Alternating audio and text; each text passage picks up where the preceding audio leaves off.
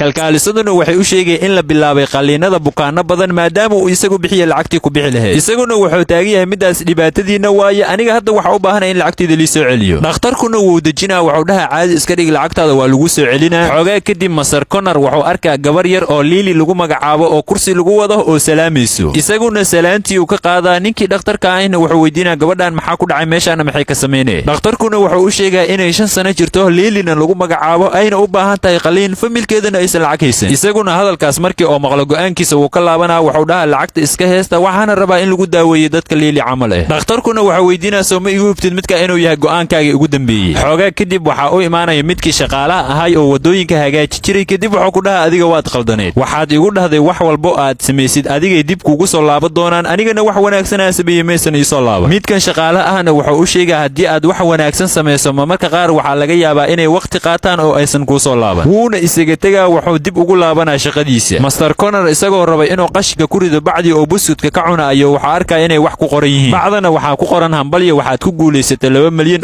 muuqaalkana intaas oo ku ekay haddii aad fahantay wuxuu ku saabsan yahay leeg noo saar